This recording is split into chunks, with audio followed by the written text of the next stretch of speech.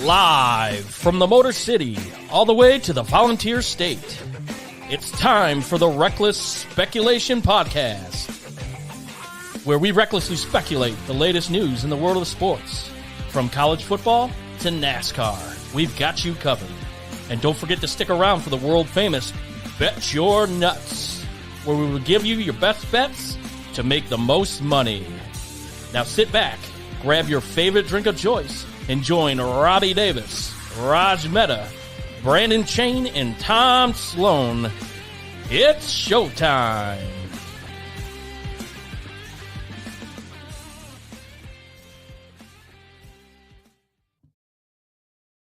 Good evening, everybody. This is the Reckless Speculation NFL Kickoff Show. I am your host, Tom Sloan, and we're going to be bringing you lots of actions tonight. I'm going to recap some of the top games from last week. Lions go into Lion Bow, we'll call it, and take care of business against Green Bay. Miami, boy, their offense went belly up against Buffalo. That was quite a performance, both offensively and defensively, by Buffalo. So we'll talk about that. And the Commanders gave the Eagles everything they could, taking them to overtime and ultimately losing. So we'll go over that game. We'll talk about some of the other hot topics around the NFL. We'll give you guys the Reckless Speculation top 5 rankings. Some game balls are going to be handed out, and the Super Bet Your Nuts, where we preview this week's upcoming action. But before we get going here tonight, we do want to let you know, yesterday I might not have been powered by Jack, but you bet your ass tonight I am. Jack Daniel's Single Barrel. Yep, folks. I put the big old block of ice in, let it water it down because it's a little bit too heavy for my liking. But once that ice melts, I can take it down. So Reckless Speculation, powered by Jack. Always get yourself some. And our sponsors, Davis, Kessler & Davis, the premier law firm of Chattanooga and anywhere in the state of Tennessee, like I've said it before, Toonce is the driving cat, flies over the cliff. Who are you going to call? That's right, Robbie Davis. Unfortunately, he's not able to make it tonight due to some unfortunate circumstances. But he is the man that you want to call, Davis, Kessler & Kessler. And as always, C&W Construction, sporting their fancy new logo and some of their fine examples that they've recently finished up here. My words don't do it justice. The images do. So give them a follow in the greater Nashville area, C&W Construction. There's Davis, Kessler & Davis again. But before we get this train on the track, fun fact for September 4th. On this date in 1957, the USSR launched Sputnik into orbit, which turned out to be the very first satellite to orbit the Earth, which ultimately started the space race between Russia and the United States. And ironically enough, I don't know if this has any bearing on it. We'll just say it does. It's National Vodka Day. So maybe instead of putting some Jack in your cup, maybe put a little Tito's in your cup. Whatever your liking is, check it out. So some famous birthdays of October 4th. Rutherford B. Hayes, the 19th president of the United States, 1822, long time ago. Charlton Heston, world famous actor, 1923, and everyone's crush when I was growing up, Alicia Silverstone, born in 1967. I have a feeling this guy might have had a little crush on her as well. Raj Mehta, good evening, my friend. Oh, hell yeah, dude. And Clueless? Oh, man, she was next level. Yeah, it's all about it. I don't know about the Batman and Robin one, but Clueless was just next level. Yeah, not sure what happened to her since then. She looks a little weathered, but nonetheless, she was definitely she's gone on the Britney roller coaster a bit, but right now she's on the good part of the roller coaster. Yeah, she's got her seatbelt on. Brandon Chain, hey buddy. How we doing? Yeah, Clueless was a classic, boys. Everyone watched that one 100 times, especially at our age, young little boys watching Clueless. There might have been some ulterior motives involved with watching that movie. Man, there was some pausing some on shows. the VCR. You ruined it. The top of the picture started going sideways. But all right, fellas, we're going to get this thing going. We're going to start off in Green Bay, Wisconsin, where my lovable Leos, the Pontiac Pussycats, the grit Detroit Lions go in and absolutely dominate Jordan Love and the Packers. Aside from an early interception from Jared Goff in the first possession, they took off. They absolutely dominated in the first half, 27-3 at halftime. It was the largest lead any Detroit Lion game in history, which is kind of sad if you think about it. In that long history that they have, that was the biggest lead. But I've never heard of an NFC North team shedding a tear for the Green Bay Packers. No, and you won't. And actually, there was a lot of Bears fans that were like, as much as we hate Detroit, we hate Green Bay more. So good on the Lions. My buddy is that guy. He's all about Detroit, like anything to hurt Green Bay. Yep. But I have to say, I will give kudos to Jordan Love. A lot like Colorado last week, coming out in the second half, he looked good. He made a lot of good plays. Put him on the board. Actually, cut it that game to 10 before a pick in Detroit took over. The defense, the Lions' defense, is probably the most improved aspect of this team since last year. Aaron Glenn has got those boys playing top level, especially the front defense. I've said it before on this show. Isaiah Buggs comes into the middle. Him and Aleem McNeil are just absolute gaps, which opened the door for Aiden Hutchinson. They get 6 sacks on the day, 13 for the season. Brandon, I'll start with you. Who gets the credit here? Is this Aaron Glenn, or is this a situation where those front boys are just really healthy and proving, their value to this team? I think it's the players in this situation. I mean, they look completely different in this game than I've seen them thus far. Like you said, health has a lot to do with it. Chemistry starting to form there. And these guys are really working together. They just dominated, in the trenches there on both sides of the ball, really. I mean, and I'm sure you'll talk about the offense here shortly, but just this game was in the trenches the whole way. I think Detroit had 43 rushing attempts and only 28 passing attempts. I mean, it was heavy run, and it showed with 211 yards on the ground. They just lined up and said, "What do you got? We're giving you our best. Let's see your best." Green Bay's front defense is no slouch. They came in after a big week the week prior, coming back against the Saints, and it was led by that defensive front. So that line is led by Penei Sewell, who he's just the heart and soul of the whole team.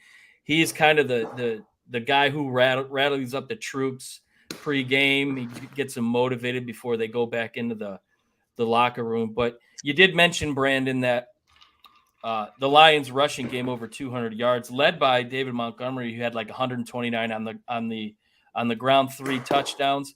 Here's a guy who 0-7 in his career with the Bears against the Packers. His first game against the Packers with the Lions just absolutely dominated. And this is a guy that was questionable going into the game. He looked ready to go. It proved it.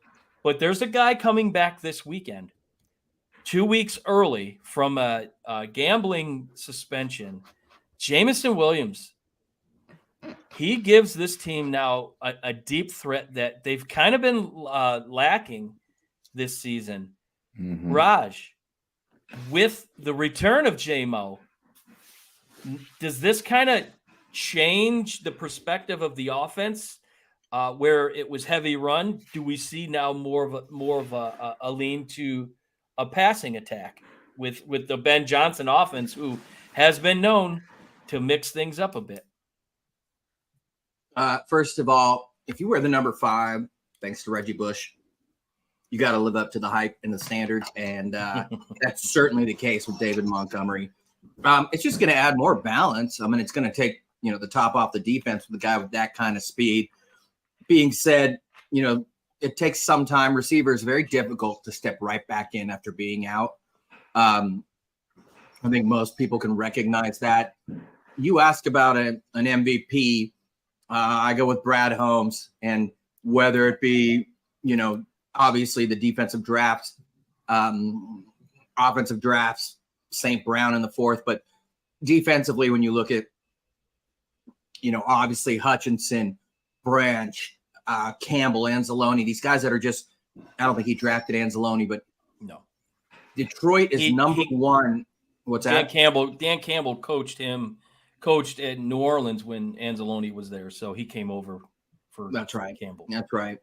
But the point being, it's Cam Sutton, other guys they signed. Obviously, Gardner Johnson, who's a great run stopper, but they are number 1 in the NFL against the run at 60.8 yards per carry, the number 4 defense in the NFL. And you're just seeing a front 7 and even a back 4 that are all working together, and they're plugging holes. And again, how many sacks did they have? 6 last game? How many? 6 last week. They got 13 on the season, and that's the last 2 games. Exactly. And, again, the ceiling is so high for this team. And like I said, when, Aaron Jones having 5 carries, for 18 yards, they just absolutely shut him down. You make Jordan Love beat you through the air, and you're going to win. And I haven't seen them control Green Bay like that in Green Bay in probably 25 years. I mean, it was I thought the Lions could go in there and win, but I didn't think that they were going to go in there and just absolutely rip their heart out like they did. As a Lion fan who witnessed time and time again my heart being broken, this was vilification, we'll say, at its finest with that game. But like I said before, Jordan Love showed a lot of resilience coming out of halftime. And there's no question, Matt LaFleur, his message was pretty clear. We got our ass kicked. And they responded with a nice touchdown drive coming out of the halftime. And like I said, they got it to within 10 before Detroit was like, okay, we're done playing. We're gonna take this off. But second half put up 17 points, a couple nice drives, rushing touchdown. Should Packer fans feel comfortable with Jordan Love moving forward as the heir apparent to Aaron Rodgers, Brandon? I think so at this point. I think he's still a little wet behind the ears. I know he's been there for 3 years, or this is maybe his 3rd year. I can't remember. This is his first full year of, getting consistent starting playing time. We're still working. I mean, offensive line's not terrible, but, receiving core is not great right now. You got to put some pieces around them to help him out a little bit. Running game was just awful, which is just detrimental to a rookie quarterback, essentially. So you've got to have a strong run game to take a little pressure off of him. But I thought he did well. He showed some good poise in the second half, coming back and fighting it out. That's a testament to LaFleur too, and kind of re-scheming and pushing his guys.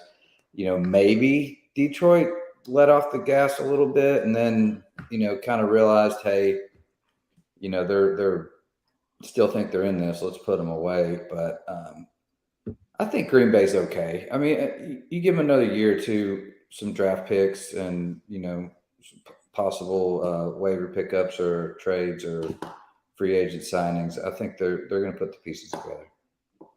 Yeah, I think that was one thing that Dan Campbell said going into halftime was, his fear is, will they lose that momentum that they had, that passion or that fire that fueled them in that first half. And I think they did. I don't think that's an unnatural thing when you've got all the momentum and then you go into a halftime and you get a little bit relaxed and come out. But I do think their scheme changed a little bit in the secondary, but not up front. And like you said, Raj, Aaron Jones, 18 yards on the ground, and he's coming off a hamstring injury, but they put it to him.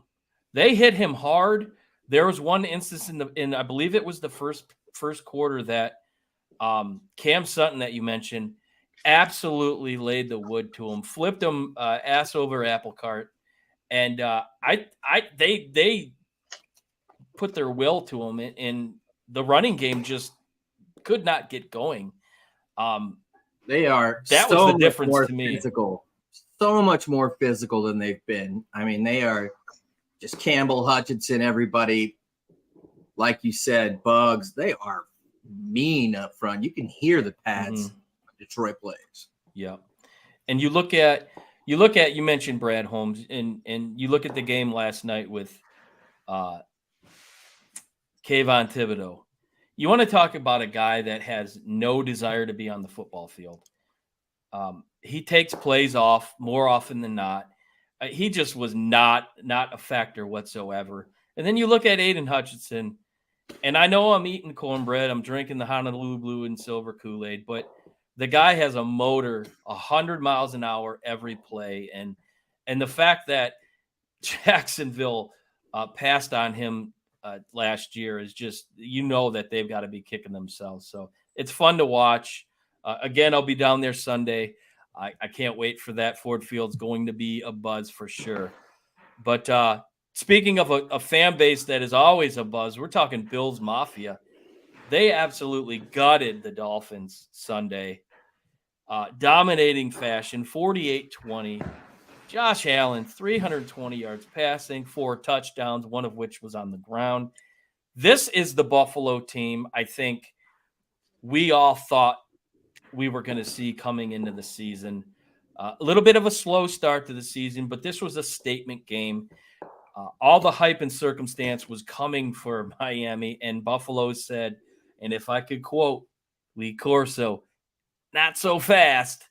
They absolutely took it to him. 2 of 4 kind of comes back down to earth, only throws 1 touchdown, 282 yards. I think 30 other teams would say that's not a bad quarterback performance. But when you regularly put up 400 and you end up with 282, that's a great defensive statement. So, Brandon, I'll start with you. Clearly, they came out and they had something to prove. Is this now the team to beat in the AFC East? The Bills? The Bills, yeah. Yeah. Oh, yeah. Yeah, this is the Bills we expected. The offense was clicking. I mean, they were scoring at will. They started off, I think it was like 2 minutes into the game, they were already in the red zone and scored. It was just Miami couldn't hang on tight enough to figure out what was happening to them because they were not used to this. And it goes back to what we talked about earlier this year. Preseason games are important to play in, and they didn't. And it takes a while to get that game-ready chemistry in game-time situations. It's tough to just manifest that in a practice. So I think you're starting to see them pick up a little momentum here. They're getting things together. They were hyped for this game. They knew all the media is all over the Dolphins and how good they are, and they're the team to beat. And I think the Bills had a little chip on their shoulder this game, and they dominated. They really did. It was fun to watch, and another thing that was really good to see was probably the one player that's kind of gotten a lot of the scrutiny this year with Buffalo, and that's Steph Diggs. And he showed that he wants to be in Buffalo. 3 touchdowns, acknowledged the crowd almost every chance he could.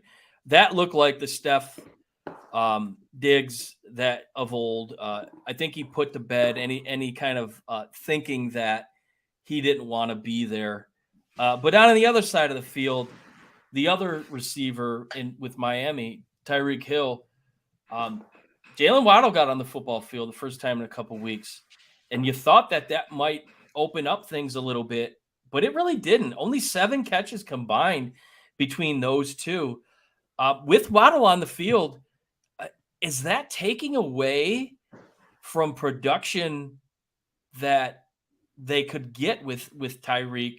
Albeit, Waddle's a hell of a receiver, no slouch, but the way things were going with Tyreek Hill and Tua, does that take away some of the thunder that they had been going into this game, Raj? No, it would have been worse because, like last year, Buffalo drafted Kyer Elam from Florida, a fast, quick corner, and they were doubling with Tre'Davious White all day against Tyreek and really limited him. Neither guy played this game. Well, Tre'Davious did, but suffered, which looked like a brutal Achilles injury. Yeah. So I don't think so at all. And it's just big ups to, by the way, Christian Benford and Dame Jackson were starting at corner for Buffalo. But this is a team that is tied for the lead in the NFL with sacks. They had 4 sacks, 2 turnovers. They kept those DBs kept a lot in front of them, and more stats. This was Josh Allen's first time with a perfect QB rating of 158.3. Most importantly, well, number one, Miami was 0 for 3 on 4th downs. They had trouble converting all day, but finally Buffalo punted twice. And that keeps the ball out of Tua's hands. And when you sack him and you get them back, playing from behind, things are going to go well. And that was a total team effort, including with Damar Hamlin playing. And that's it. I mean, Damar Hamlin made his debut. You want to talk about the heart and soul of the team. If you can't get rallied up to see him on the football field after what we all witnessed last year, then you don't have a soul. But another guy that can be considered the heart and soul on the football field has been out a long time, that's Von Miller. Von Miller comes back to the practice field tomorrow. Return to play date unknown, but all indications are it's coming soon. With Tre'Davious White's injury, unfortunately, a year removed from an ACL tear, which kept him out last year, can this defense withstand like they played on Sunday, kind of the rest of the way in this NFL season, Brandon? Yeah, if they get Von Miller back within the next week or two, they certainly can. You talk about a high motor guy, that's one of them. And, I think they're starting to roll right now. And, it's an unfortunate injury, but I think they're going to overcome this. Their offense is powerful enough. And they're pretty diverse. I mean, they can run the ball. I know Allen was having a field day picking them apart, but, they also ran for 100 yards or a little over. So, when you have that kind of combination, when you're throwing for 320, running for 100, that's an unstoppable offense. Like you got so many options there with play action, a couple chunk yardage runs, getting some first downs. I mean, it's the offense, the Bills offense we all expected. And I think that in itself will help ease some pressure on the defense. Yep. And you're seeing, you're getting action, you're getting production from Dawson Knox. You're getting it from all across the board. Mm-hmm. Dawson Knox wins this week's Angry Runs Award from Kyle Branch on Good Morning Football. He put a guy, just lowered his shoulder, dropped him, and then rolled over top of him, just put him in the grave. That was a hell of a run. But you're getting contributions from all across the offense. And, again, this is the Buffalo Bills team that I think we expected to see this season. So here's a team that they're rolling, they're winning, but a lot like Georgia, it's not impressive. And that's the Eagles. The Eagles, they barely get through Washington this past week. And at home, in overtime, they win 34-31. Jalen looked good. He threw for over 300 yards. DeAndre Swift, former Lion, who the previous 2 weeks was absolutely on fire. He kind of comes back down to earth this week, rushes for a little over 50. But the secondary of Philly was a little bit suspect. When you thought that they were going to make a big stop, Sam Howell went in there and drove Washington down in a nice 2-minute drive, gets the game-tying touchdown, penalty induced. There was a third and like 10 in Philly had a pass interference, which kept the drive alive. Nonetheless, they punch it home and send it to overtime. So kudos to Washington. That's a team that just doesn't quit. The defense, like I said, it looks a little bit different. Raj, I'll start with you. What do you think has changed from last year, which that seemed to be the one constant that was on the football field for Philly? Attrition, man. The free agency, they've lost so much, and everybody wants a piece of the world champions, of course, and team that has been there. Their starting safeties are Justin Evans and Reed Blankenship. They've just lost so much, and this game shocked me. If you look at Sam Howell last week against Buffalo, 179 yards, 0 TDs, 4 picks.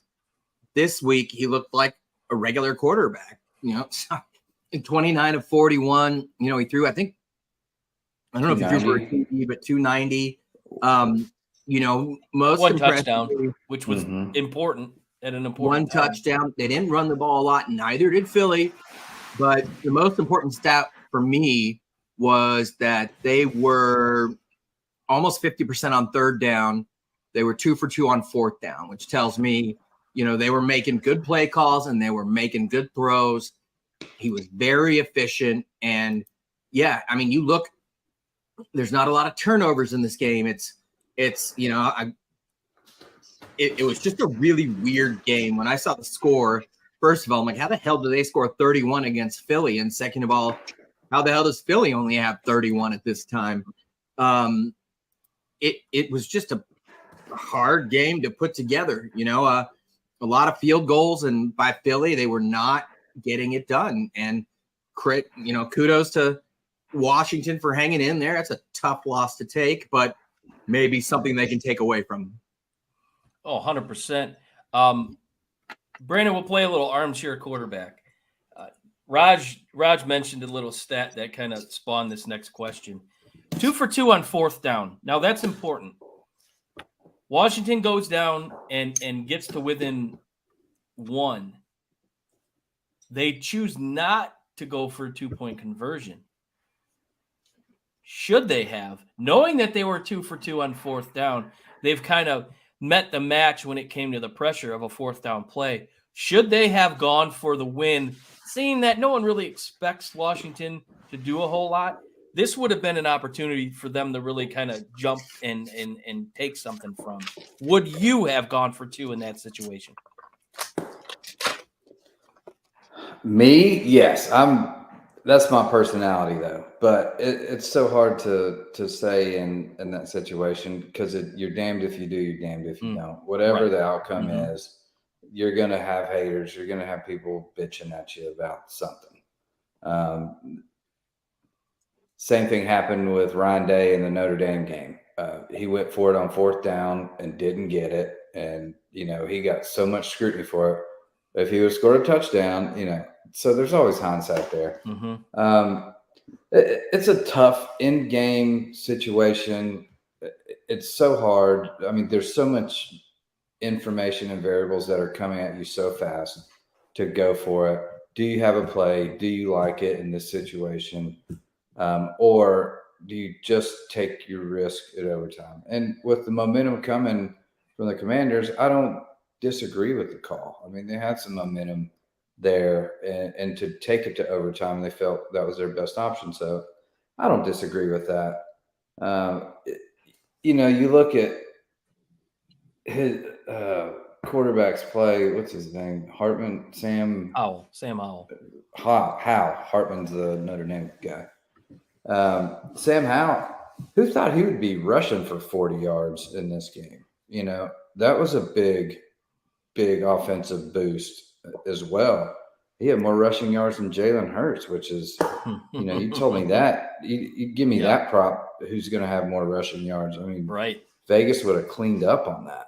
Yeah.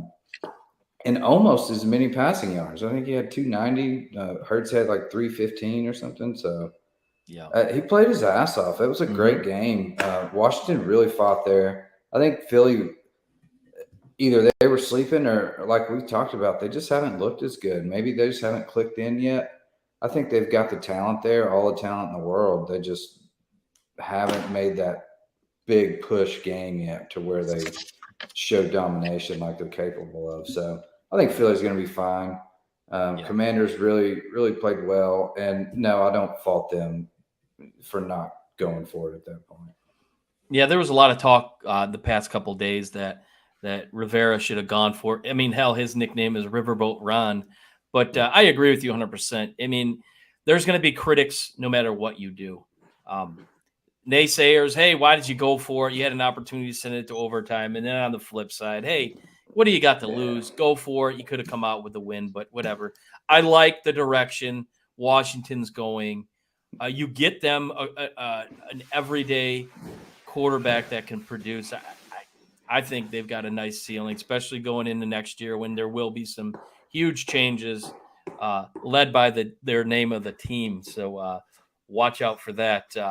So we're going to go around the league, fellas, and we're going to start in Chicago. This team, the first half, they looked absolutely dominating. It was 28-7 going into halftime. The Broncos looked completely disheveled. Justin Fields looked like C.J. Stroud. And you thought, man, is this the point where the Bears kind of get their win and who knows what happens? Sorry, folks.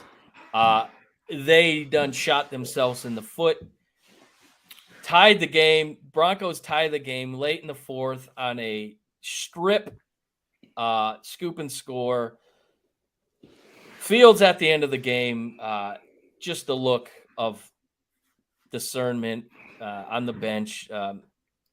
Things just aren't going right in Chicago. And it starts with the coach, Matt Eberflus, who is just in over his head. Classic case of a coordinator, good coordinator, not a good coach. Is it time to just blow this thing up and maybe even trade Justin Fields? And you're the Buckeye, Brandon, and Justin Fields is your guy. I'll ask you that question. I don't fault him because he looked really good. He had his first 300-yard career 300-yard game. He looked good. Everything was clicking in the first half. Second half, it was back to it. Same old, no offensive line, and he got abused. But do you think it's time to move on from him? Yeah, I think they absolutely should. Will they? Probably not. It's something the Bears would do. I think they could get some value right now. There's a couple teams that could use him systematically that would fit really, really. One of them. You throw him in that mix when he's got Kyle Pitts, Drake London, and he's handing the ball off to Bijan Robinson with a strong offensive line. Jets. I mean, Jets would be another one that's really good. So there's options out there where the Bears could get a pretty penny and try and rebuild this thing, but they absolutely should blow it up. And it should start from the head coach down, and he needs to go too. Yep. I mean, and you have a receiver in Chase Claypool who you traded for last year, who is away from the team for now a second week, and they're not releasing anything. So he's been kind of a lightning rod for them. Just even in Pittsburgh, he never really amounted to all the hype that he had coming in from Notre Dame. So very disappointing for the Bears. There's a lot of hype coming in, but I agree. I think they blow this thing up. Just start anew next year. We'll see what happens. Raj, I'll come to you on this one. And Brandon spoke on this last week. It's no secret. C.J. Stroud has been impressive. Not only has he been the best rookie quarterback, he's a top 10 quarterback. 1,200 yards passing, 6 touchdowns thus far this year. And the most important stat, no interceptions. And that's a rarity when you have a rookie coming in with a lot of hype and he's just backing it up every week. Do you think he can continue this pace? Seeing that you get a lot of these young guys, not a lot of game film on these young quarterbacks, but once these big time defenses kind of figure him out a little bit, they tend to slow him down. Will he be slowed down? And does he have the tools and the maybe the mental capacity to take the Texans to an AFC South championship? Hell yeah. He reminds me, again, I saw so much of Justin Herbert in college. I've seen a lot of Stroud. Stroud is from Rancho Cucamonga in Southern California. I thought both would be average at best in the pros. Oh, boy, was I wrong. And Herbert, not to cut you off, but Herbert was not impressive in college. No, he was a lot of hype. Matthew Stafford in college. Lost big games, almost always, absolutely. But, you're looking at a team in Houston who has done a lot for their offensive line, not the youngest ever, but they've done a good job with guys like Tunsil, old man George Fant. But, if you're looking at this, Pierce hasn't had a great season. They're not running a lot, but maybe people will adjust to their young receivers and your homeboy, 2-year vet, Nico Collins, who's just been sensational. Tank Dell, the rookie out of Houston, been sensational last week. Everyone's fantasy free agent football darling, including me. I thought it was great getting Dalton Schultz, a very good blocking veteran tight end. Robert Woods, a veteran presence in that receiving room. Whatever it is, Devin Singletary, a guy that, not running the ball super well, but, he's always a threat out of the backfield. So whether people start figuring them out or what, I don't know, but they are by far the surprise team of the year. And Stroud is, he's not just the best rookie. Like you said, he's a top 10 quarterback and he's making fantasy people win a lot of money right now. Yeah, he's impressive. And I love the fact that his best receiver, his best hookup is with the Michigan man. So, he's got a challenge this week, though, at Atlanta, a very good defense in the secondary. And that team struggled, to say the least, the past 2 weeks offensively. Will a quarterback change be in order for them? We'll see. Brandon, coming back to you. Here's a game that you sold your tickets to because I don't think you expected the outcome to be what it was. Folks, the Cincinnati Bengals got absolutely run over by Derrick Henry. They fed the man. They fed that man the football, and it worked. 122 yards on the ground. They just absolutely dismantled Cincinnati. I think a lot of it starts with the running game, and Tannehill has not looked good. The passing game has not looked good. But if you could get some consistency running the ball like they did this week, is that the blueprint that the Titans kind of are going to follow as the season goes on in hopes to get Tannehill some success in the air? Has to be. That's we live and die by the play action. And, if we're not running the ball well, and everyone knows we're a run-first team, that's why they throw so many men in the box.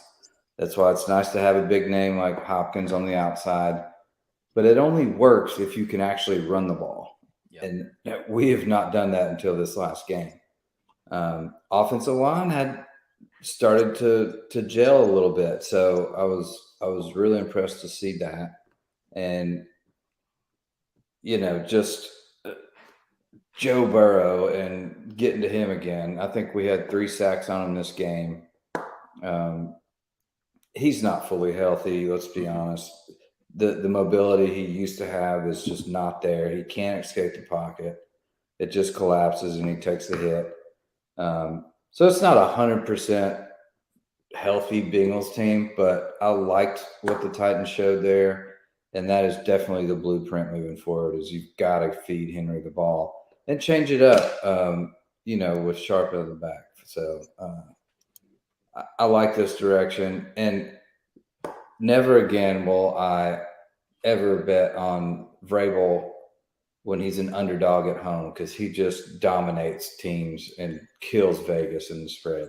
So I do believe Robbie and I were the only ones that took Tennessee last week. No, Raj and you.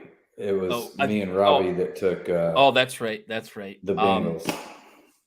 And that was one thing I said. I trust Mike Vrabel. They got their asses kicked last week, and I didn't see any way that he was going to allow his team to have that happen again.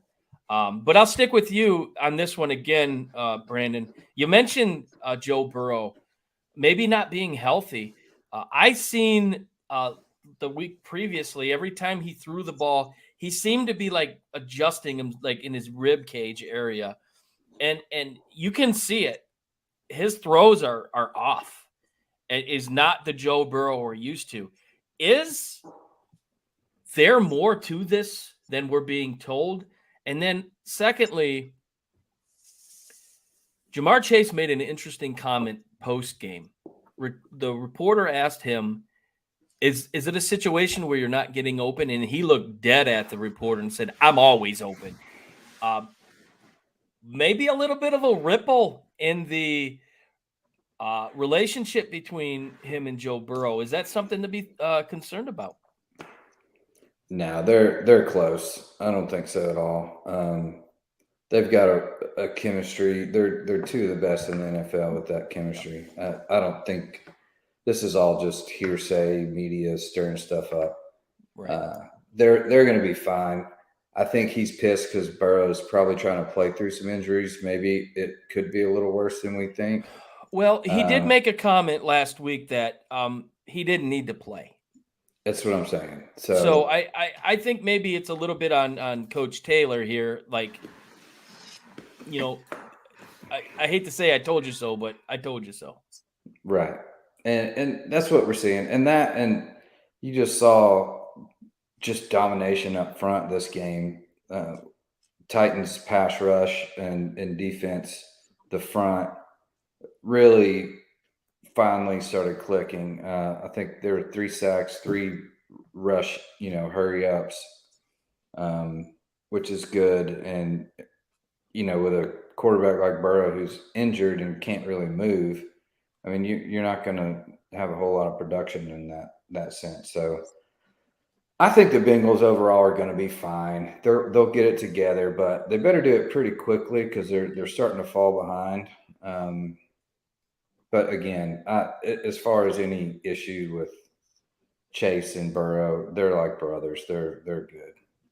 Yeah, it was uncharacteristic to see somebody that always, puts it on himself and is very upstanding make that comment. But I agree. Said in the same interview that, I need to get open more in the red zone. I need to be more explosive. He did own some things.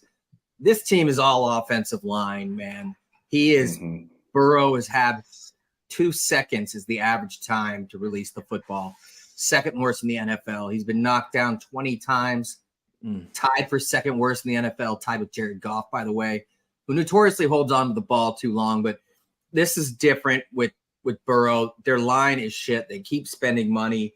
Left guard Cordell Volson by Pro Football Focus was 75th out of 76 guards going into last week. It just atrocious. And they better figure it out because they're going to get that dude killed. And their backup is Jake Browning, as we know, is 0 passes. Yeah. He had one. I think he had one pass, and he had 2 seconds to throw. So he's 0 for 1, I believe. But this is on the OL, man, and they'll get it right. But you lose to Arizona this week, and yeah. Mm-hmm. They'll be calling for it. Yep. So we saw a display last night, or I should say Monday night, at MetLife from the Seattle Seahawks. Just domination of the Giants. 11 sacks, led by Devin Witherspoon. 2 sacks, a pick 6 that went for 97 yards, 7 solo tackles. He's a rookie, folks. This is his 3rd game in the NFL. There was a lot of hype going into the draft with him. I myself wanted to see him in Honolulu blue and silver. He's lived up to the hype. Raj, how good is Seattle? Well, you know how I feel about Pete Carroll. No, I mean, Geno Smith, it's still tough to how much can you rely upon him. But, I love Charbonnet and Walker if they're both healthy. Good offensive line. They can run the ball. I think getting Noah Fant and Drew Lock. Right now, you got to say they want to trade for Russell Wilson. Well, that and the 3 first-round picks. Lockett, Metcalf, Smith, Enigma, just a really loaded. DJ Dallas has looked great. And then on defense. Was he on the football field Monday night? Because I don't recall. I didn't see his name once. I think he was returning. I saw him returning things, I believe. But, they've nailed the draft. Yeah, he had a kickoff return for 30 yards and a punt return for 23 yards. But there's more special teams.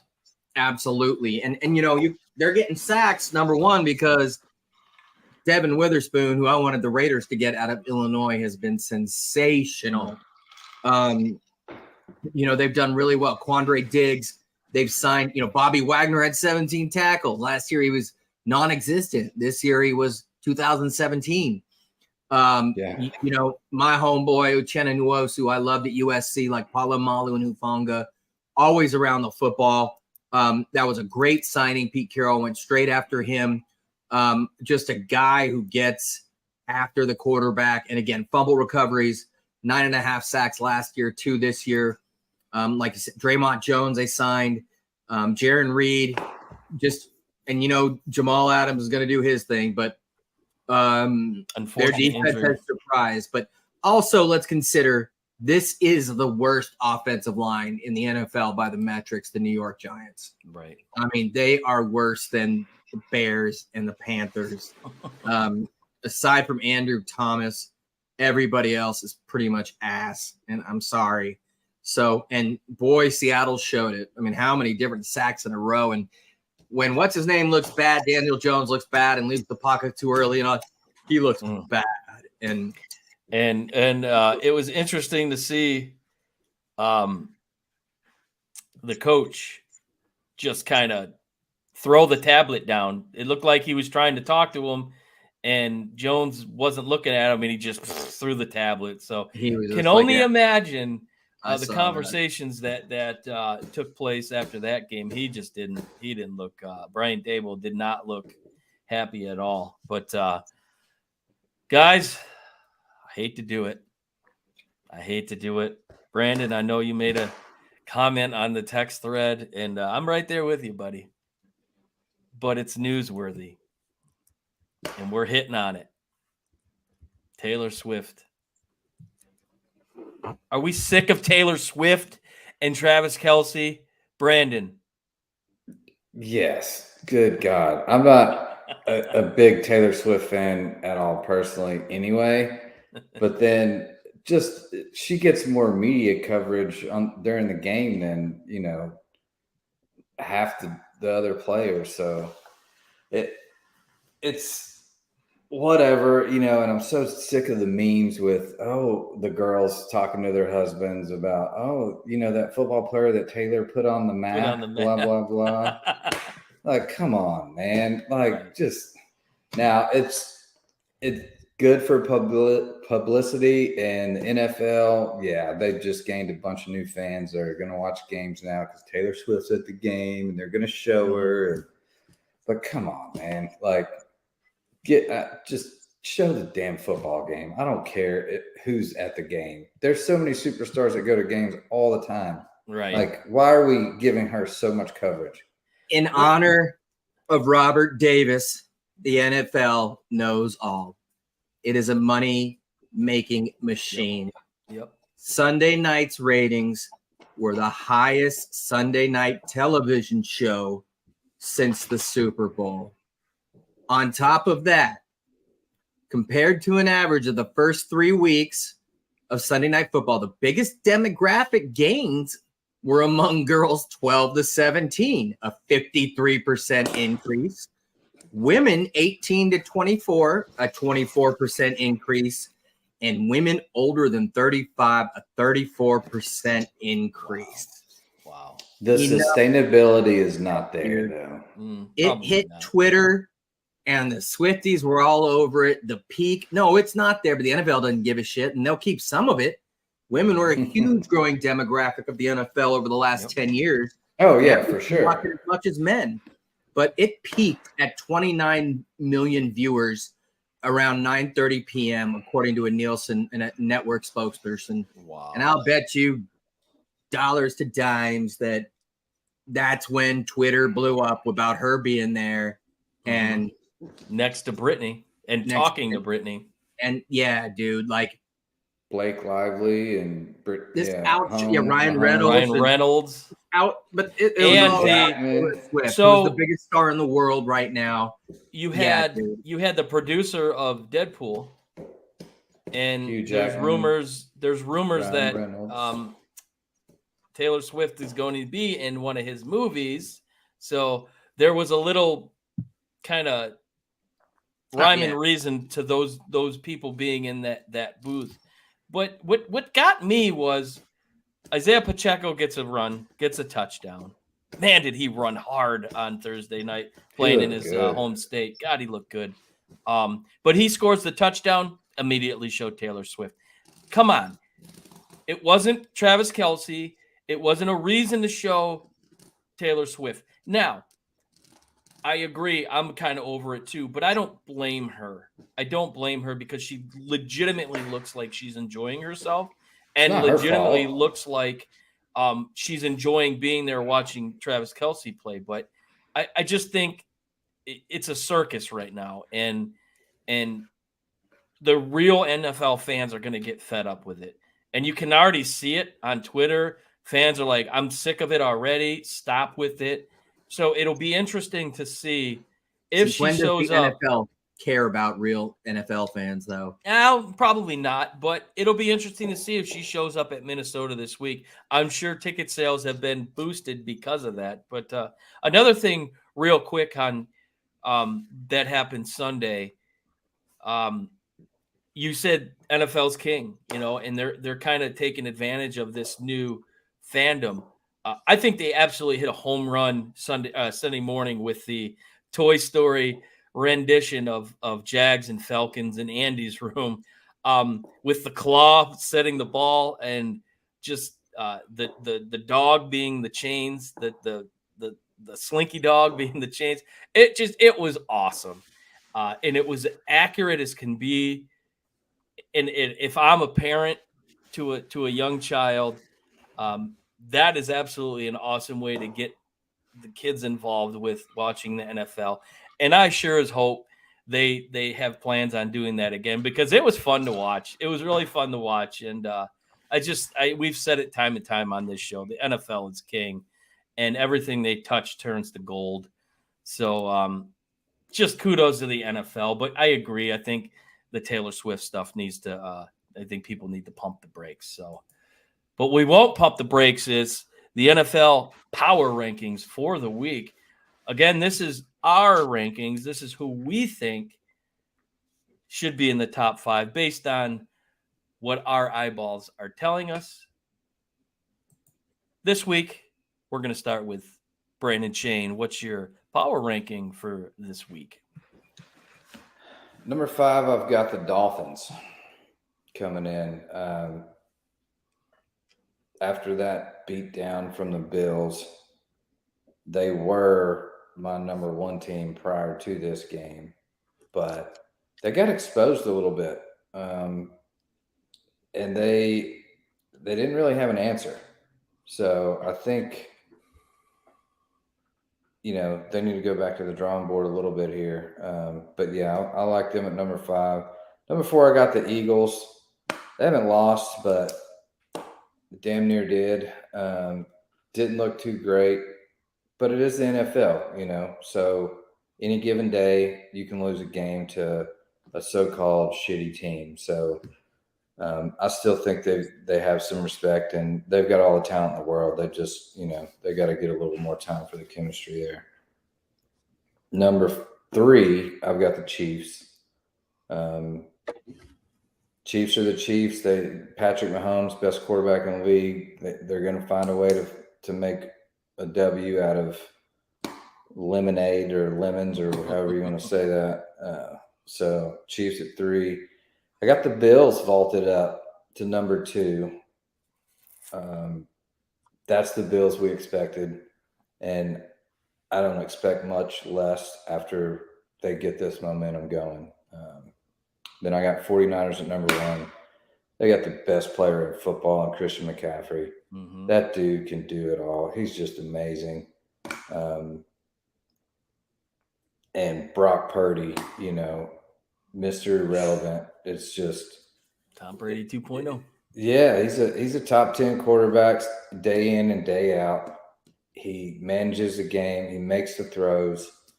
Not over the top special, but when you got CMC and Deebo Samuel and Kittle and Brandon Ayuk and Jennings and Trent Williams, and I mean the list goes on. And it's a scary team. A solid defense and a solid offensive line. I mean, they're the team to beat right now. I agree. Raj, who you got in the top 5 power rankings?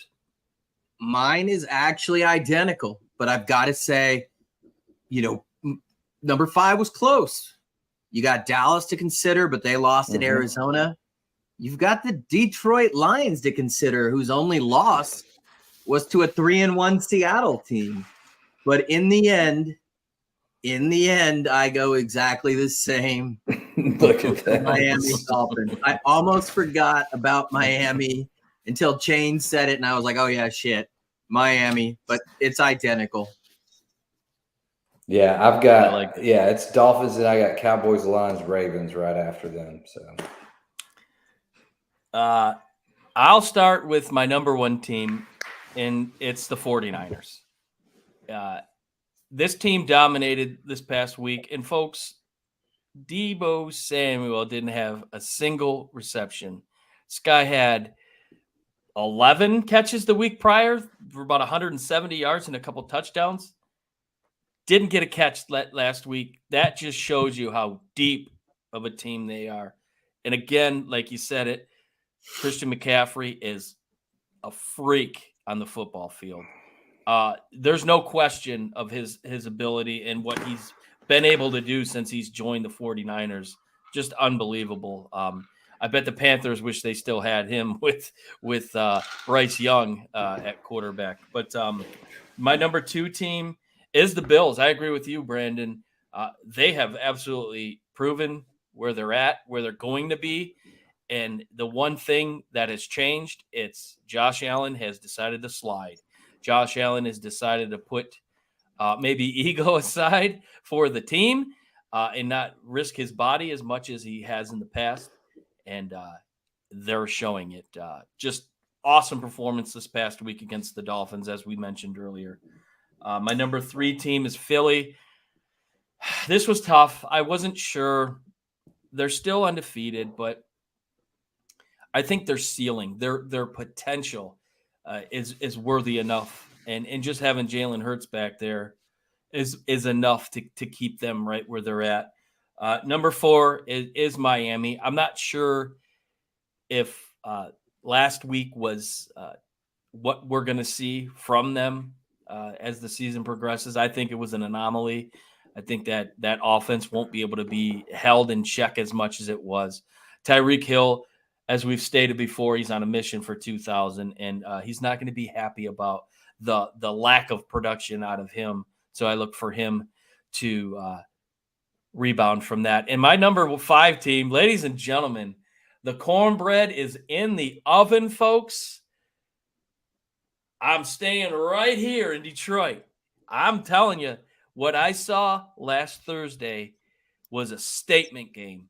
That defense told the world, we are here. Now, that's the second primetime Thursday night game in probably 2 of the hardest stadiums to win in Arrowhead and in Lambeau. They went in, they took care of business. And fact of the matter is, Goff wasn't impressive at all, and they still got the win on the backs of that offensive and defensive line. I believe in this team. I just think they're rolling. They're not happy still about that loss at home against Seattle, and I just think that the sky's the limit with these guys, and I'm drinking the Kool-Aid as much as anyone around here. So give me the Lions as the number 5 team. But the Cowboys are real close by in Kansas City. They looked suspect to me after that dominating first quarter, 17-0 with 3 minutes to play. They mustered up another 7 points after that. Just, I don't know. There is definitely a big question mark with the Chiefs, but I do believe the Chiefs will be the Chiefs and they'll get themselves back in there. So moving on to NFL game balls and fumbles for this week. Raj Mehta, who's your game ball this week in fumble? Well, I'm glad you asked me first because my game ball goes to the Tennessee Titans star running back, a certain number 22, Derrick Henry, who had 22 carries for 122 yards, 5.5 and 1 TD. It was vintage, whatever year they went to the championship game, 2020, 2019. Derrick Henry, it was gorgeous. And it's just nice to see when he's healthy. I mean, he is football. Like I said, like with Earl Campbell, I worry about that dude, man. His body just breaking down because he's just a monster. It was real close to him, and hope I don't steal anybody else's. I'll take this as my fumble, and that's the Raiders' offensive line. Now, Aiden O'Connell, I think, has a future, the rookie quarterback. He was sacked 6 times. By who? By who? By former Raider and former Chicago Bear, Khalil Mack. He sacked 7 times. Who had Khalil had 6 in the game. 0 sacks coming into the last week. And now he's tied for the lead. I'm glad he stayed at 6 because most know the NFL record is 7 by Derek Thomas from the Chiefs, who passed away. But I mean, 7 sacks, 1 for 11 on 3rd down. And you lose the game by 7 points. Like, oh God, it's such Raider football. But yeah, the Raiders, OL, you suck. Very well, very well. Brandon, who's your game ball and fumble for this week? Game ball's got to go to Josh Allen. 21 and 25, 320 yards, 4 TDs, 158.3 passer rating, and rushed for 17 yards. I mean, almost a perfect game out of that quarterback against a high-powered offensive team whose defense isn't too shabby. They've been doing really well. Just balled out. Josh Allen, from the first game of the season where he's throwing pick after pick to doing this is what he does. So game ball to him. My fumble, we're going to go to the Chicago Bears O-line. Just when you think they're getting good, the second half comes and they completely go back to where they were, back to square one. They just need to blow up that whole team. But yeah, I put that on the O-line because everything else was clicking until they forgot to show up. They forgot to come out of the halftime. Hey, Tom, can I take a guess? Can you see Robert Ory back here? You know, I look at that. I look at that every week. But and Reggie Bush up there, they both wear the number 5. Well, I look at your that game ball, Tom. Oh no. Oh, I thought for sure it would be the Detroit Lions. Number 21. Number 21 gets my game ball.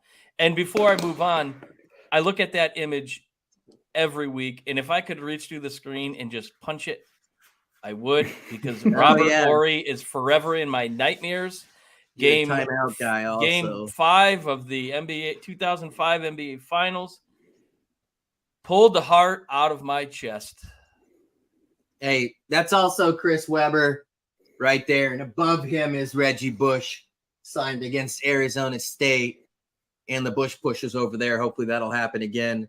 But yeah, forgot about Webber, but I thought for sure it would be the sensational David Montgomery, another guy who's taken beatings and looked like his old self. I'm not going to be a homer 100%, folks.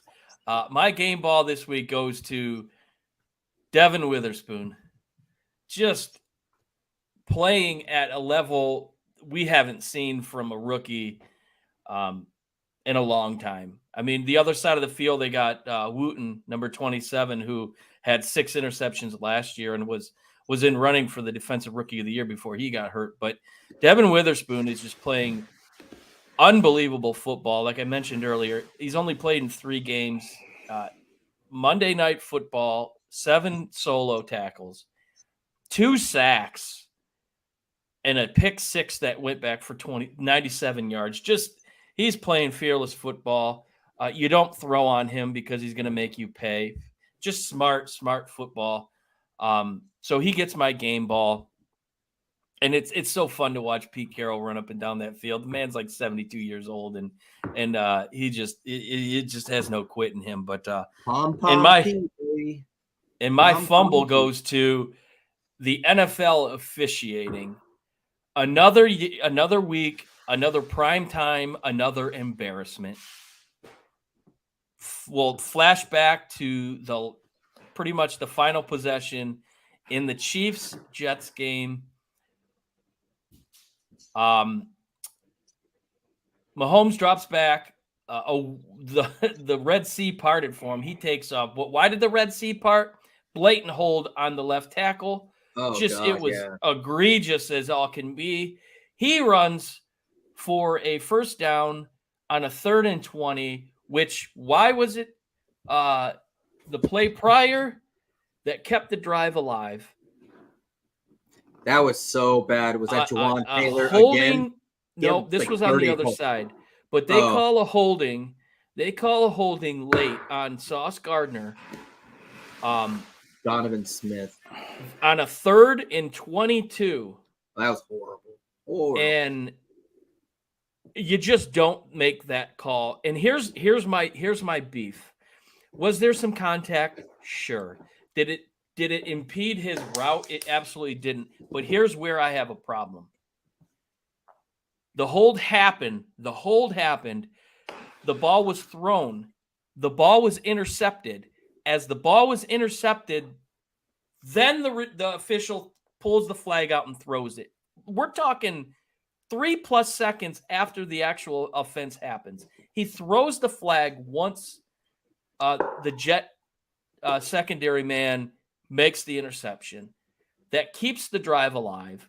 The next possession is a 3rd and 20, and that's when the egregious no call of a hold happened. Just, again, the officiating has been absolutely lousy. The NFL has a huge problem on their hands, and you just don't see this in the college game. College officials let them play, specifically the secondary. These guys are are grabbing and holding all day long. They just don't call it. They let them play. In the NFL, if you breathe on a guy, they're throwing a flag. It's egregious to me, and it makes the game hard to watch. And you hate that for the Jets, who had a hell of a run in that second half. Zach Wilson, who played probably the game of his life, and it kind of, whether they would have lost or not, maybe they would have won, who knows, but it took that opportunity away. Obviously, Kansas City goes down, they milk the clock and win the game, but come on, NFL. This is embarrassing. You're the greatest sports league in the world. You can put Toy Story on a Sunday morning with live action and people watch. Get it right with your officials. This is nonsense. Embarrassing. You should be ashamed of yourself. I digress. Best corner. It's time for Bet Your Nuts.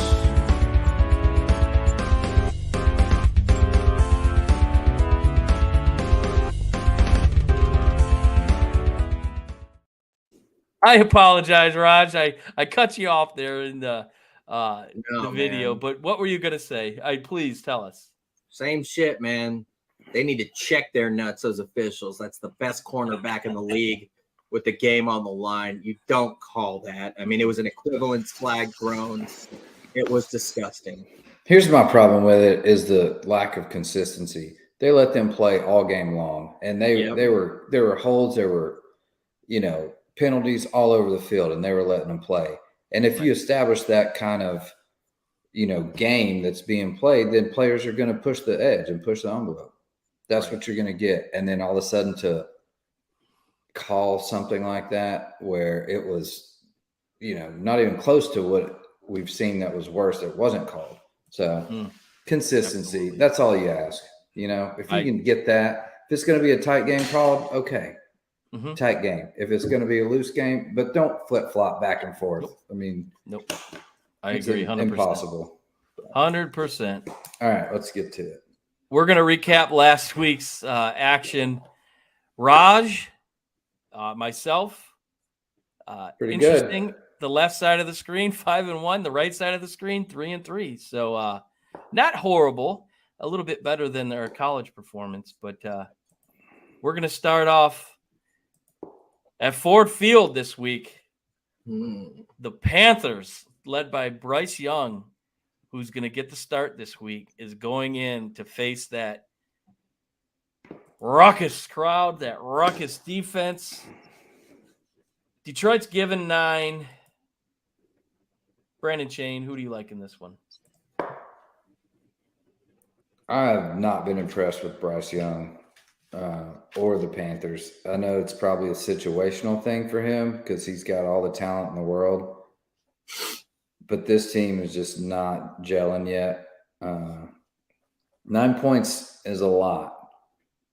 But I have faith in the Lions right now. I'm going to take them to cover. Raj Mehta. No reason why. Taking the opposite of what I think. I'm going to go with Carolina. Detroit has looked better on the road to me than at home.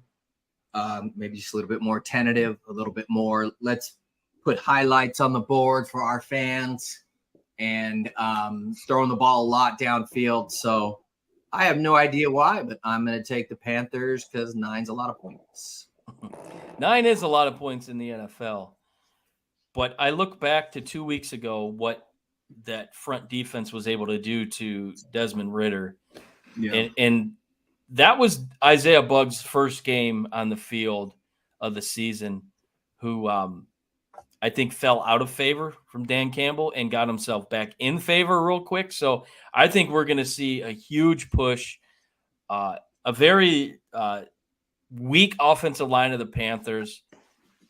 The running game is suspect. Bryce Young has been, to no fault of his own. He has not looked really good. He doesn't have a whole lot of time to pass. I think this is a game where Aiden Hutchinson is all over. And look out for Charles Harris on the other side. Give me Lions here. Jameson Williams coming back. There's going to be – the playbook is going to be open. You're going to see a lot of downfield action. And I think this is a big win for the Lions. Heading to Lucas Oil, the Titans, who, we talked earlier, man, they looked really good against Cincinnati. Going up to face the Colts, who Anthony Richardson has been kind of a surprise this year. He's played well. He fought back and got them almost to an overtime this past week. So actually they did get to overtime. Never mind, against the Rams. And the Warrior, Matt Stafford, ended up getting Puka Nakua's first touchdown of his career. But Titans coming in hot. Brandon, who do you like in this one? Titans are coming in hot. Hopefully they don't get deflated quickly, but this is essentially a pick 'em. You get 3 points being a home team. We're getting 1.5 of that. I like the Titans to cover here. 1.5 doesn't scare me at all. We're a better team than the Colts right now. Richardson is the wild card for sure. They've schemed really well to get him to run the ball. He's, I think, one of the worst passer ratings or pass completions, shocker, in the NFL. We've said that before he was coming into the NFL, that he was not a very good completion percentage. So yep. They're going to try and scheme him and run him. I think our front will hold. So I like the Titans. Raj. This is another team that they're the opposite. They've been really good at home and just shit on the road. But I agree. I think, like I said before, Mike Vrabel is a really good coach, and he's a tough guy to game plan for, and he is going to be all up in Richardson's kitchen, literally and figuratively. That being said, the Titans are along the same lines, excellent against the run. I think 4th in the NFL. And although I love my homeboy Zach Moss, who's helped me out big time in fantasy, this is a one-dimensional team, and you don't want to do that against Mike Vrabel. Yeah, it's a tough game. Tennessee went into Cleveland, and I think the consensus was that they were going to dominate the Browns, and they could not get off running. They contained Derrick Henry.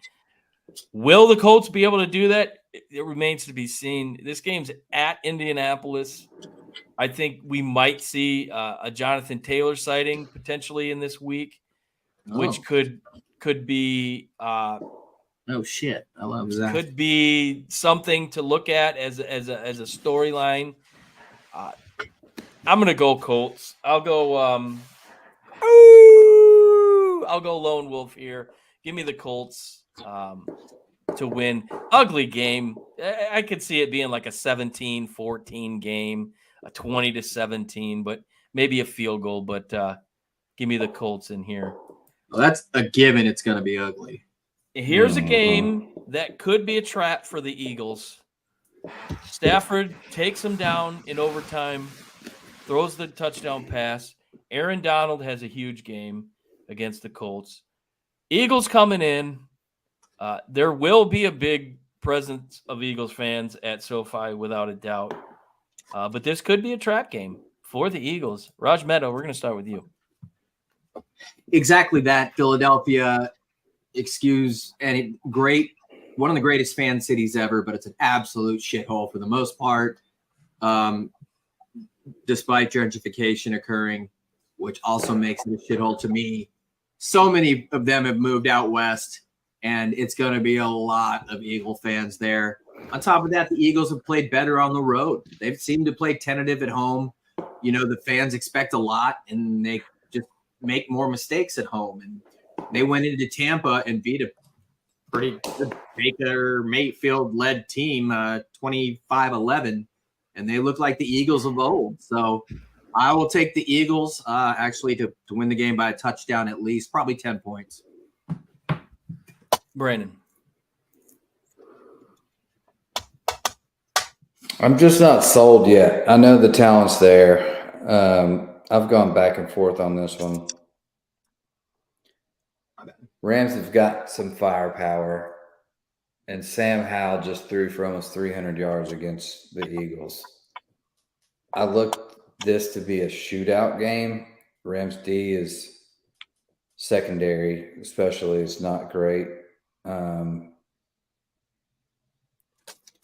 think it's going to come down to a field goal, and I like the Rams to cover here. Yeah, I mean, Stafford has a hip bruise, and there were a couple instances late in that game where he was hit, and it took him a while to get up. But when it mattered most, he got the job done, albeit that was against the Colts.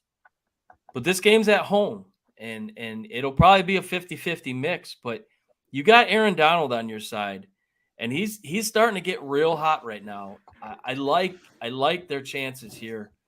Like Raj said, the Eagles secondary it's a little suspect. Mm-hmm. And if you give Matt Stafford enough time, Puka Nakua's got, I think it's 39 receptions in the first 4 games.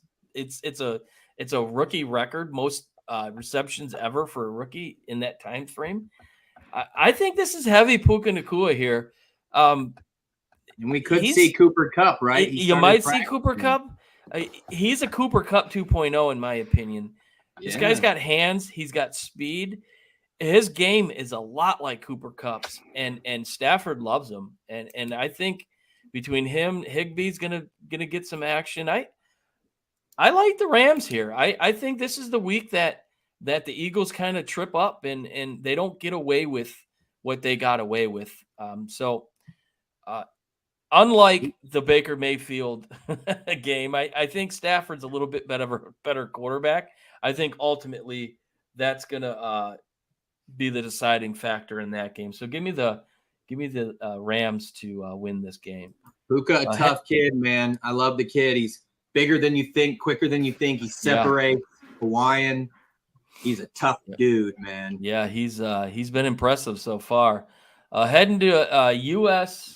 Bank on my bucket list. Man, this place looks so cool. I got to check it out. You got the Chiefs heading into Minnesota, who are Minnesota, man? Unbelievable. But the Chiefs looked really off after that great first quarter last week. Are they falling victim to the hype of the Taylor Swift circus, we'll say? Raj, we'll start with you. Who do you like in this one? Like I said about this team last year, they won like 7 or 8 one-score games. This year, they've lost all 3 of their one-score games. I think this is a one-score game. The question for me is a touchdown or a field goal. Fuck.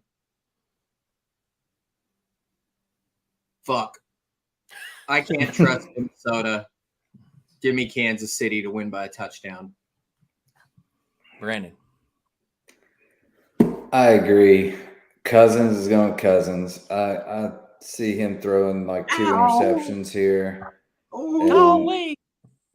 It's just he'll throw for 290 yards and 2 INTs, and that's going to be the difference in the game. And I think the Chiefs win by at least a touchdown. There was a lot of question marks on the Chiefs offense last week. Travis Swift, only 3 receptions. He had 2 in the first and he had 1 in the fourth. He was nowhere to be found. Was that coverage? Was that Mahomes kind of, looking to other options? Pacheco specifically, who had a great game. But in general, they did not play good. I don't see that happening again. Minnesota's defense is god-awful. Their secondary is terrible. I think Patrick Mahomes picks apart the Viking defense. Heavy Travis Kelce. I'm going to say it right now. Taylor Swift won't be in the building. I think that frees up a lot of pressure on Travis Kelce. I think Kirk Cousins needs to get massaged by the Christian Bible group in his basement real heavy this week because he's going to need it. Chris Jones is going to be all over him. This is maybe a touchdown 10-point game. Give me KC. in this one. That was the creepiest couple I've ever seen in my life. Yeah, he's a strange dude. But then when the two elderly masseuses will come, I'm not sure how you say it. They start doing rub and tugs. Well, maybe not the tug aspect because that's not Deshaun Watson. But I don't know. Very strange, very strange. Moving on to the game of the year, dare we say? Cowboys, get your popcorn ready. Heading over to San Francisco to face what we all agree is the best team in the NFL here. This is an interesting line for me. 3.5 points. I think San Francisco is a better team top to bottom, but they're only a 3.5 point favorite. It's very intriguing to me. I have a feeling that line's going to change a little bit as it gets a little bit closer to game time. But Brandon, what do you think about this game? Man, this one's tough here. The loss to the Cardinals from the Cowboys, they did bounce back with the Patriots. The Patriots just are not a good team. Cowboys look dominant to start with, but now we're starting to see the Giants really are not what we thought the hype was going to be with them either. 49ers are just all around, are so deep offensively on the weapons, and their defense is better than the Cowboys. So give me the 49ers here. Cowboys, they always somehow get all this hype, play a couple good games, and then they shit the bed. And that's just what the Cowboys do. And 3.5 is suspect. Vegas is probably begging you to take the 49ers for some reason, but I'm going to take them anyway. I don't see them losing this game. Raj. Yeah, when you look at the Cowboys, their defense, I think, is second in the NFL right now. They've probably played the worst 4 offenses in the NFL, and the Giants, Cardinals, Jets, and Patriots.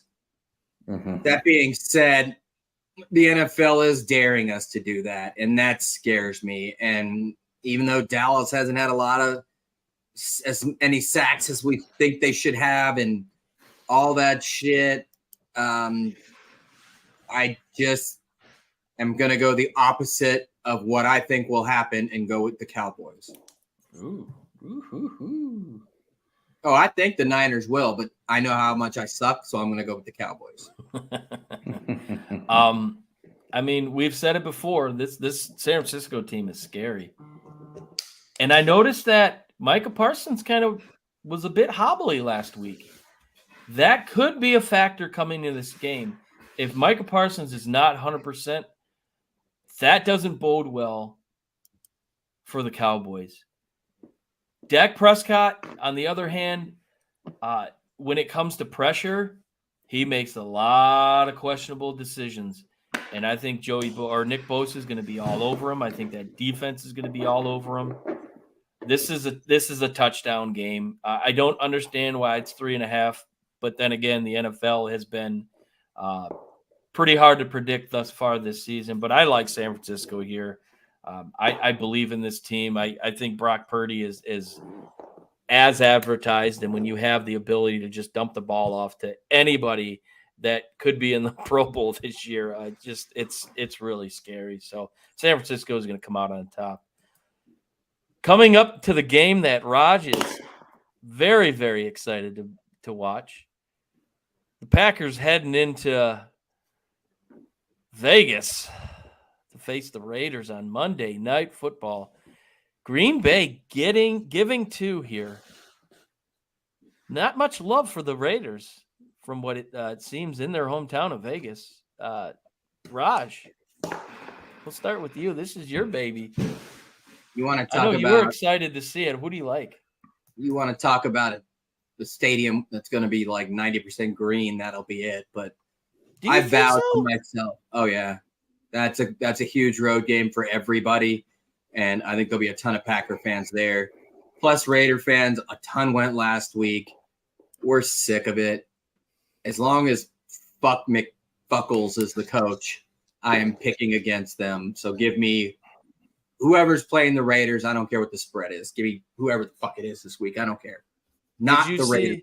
My bet. Did you see the video of the fans that were berating Mark Davis? Because Mark Davis was sitting in a suite that was literally accessible to the general population, and Raider fans were just giving him the business. Get rid of McDaniels. What are you doing? He's destroying this team. And Mark Davis was like, yeah, you're out of your mind. You know, Lloyd Christmas is the worst. And that, I mean, he's straight up greatest hair. Another classic example of he's straight up a dumb great dumber. coordinator, bad coach. Absolutely, 100%. Yeah, he was I a failure in Denver. He would have been a failure in Indianapolis if not for turning the plane around, and he sure as shit is a failure in Vegas. So, Brandon, who do you like here? He is, but the Raiders do have a strength that the Packers cannot stop, and that's a run game and Josh Jacobs. And after seeing what the Lions did to the Packers, I think that's the blueprint of what the Raiders need to get this job done. Give me the points. Give me the Raiders. Give me them to rush for over 200 yards. I like that. Real quick, as far as Josh Jacobs is concerned, they interviewed him after the game Monday or whenever the game was, Sunday. My man had some soul glow kicking, and he was wearing like a Christmas sweater. I mean, I don't understand this guy's style. He was dripping off his afro as he's being interviewed. It was something. He had activator, dude. That's oh my God, he was dripping. It was funny. But Brandon, I think you're absolutely correct. I think Josh Jacobs kind of showed a little fire here, and we're coming into his third or fourth game after being out for the whole preseason. So I think he's going to get his legs under him. And here's another factor I like. Max Crosby is an absolute force to be reckoned with.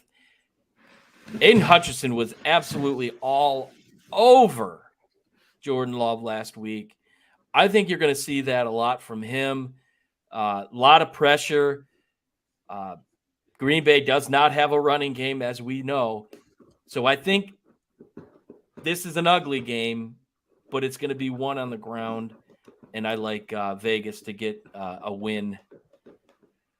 Ugly, but I love Max Crosby. There's talks that he wants out, and there's a push to bring him to Detroit. And, can you imagine? Max Crosby and Aiden Hutchinson on bookends. Ooh. Hey, we traded Khalil Mack in his prime. Why not Max Crosby?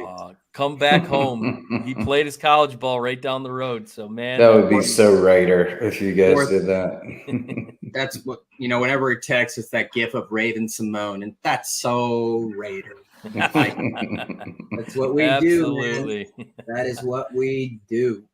All right, fellas, it's that time of the show. It's final words. Brandon Chain, final words for tonight. Final words is I'm somewhat back on the Titans train hype. I saw a little glimmer of hope there. I think coming into a bad Colts team, although they do have a weapon in Richardson, I'm desperately hoping we can pull this off in Indianapolis, because I'm probably going to be wrong, because every time I pick against or for the Titans, it's the wrong side. So I just hope we can pull this off this week. Raj Mehta.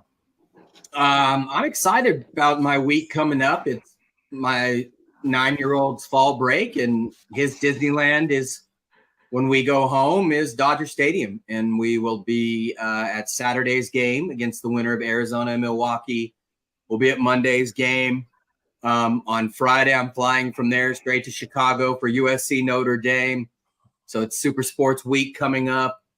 I've traveled a lot for games. I always try to get on, but then I end up getting too wasted pregame, and I forget how to turn on like the record button on my phone and shit. So I'll try to pay attention. But most importantly, I get to see Mom's.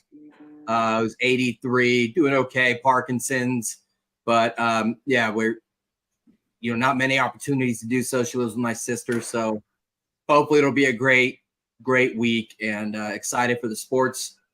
Excited for my little one to see my mom, and excited for him to see his Disneyland, Chavez, Ravine. The baseball playoffs are here. I get very little sleep because I live in the Eastern time zone, but it's worth it usually. But now, I'm excited as hell. What's happening to little man when you fly to Chicago? He and my wife are I was just gonna put him in a box and mail him home.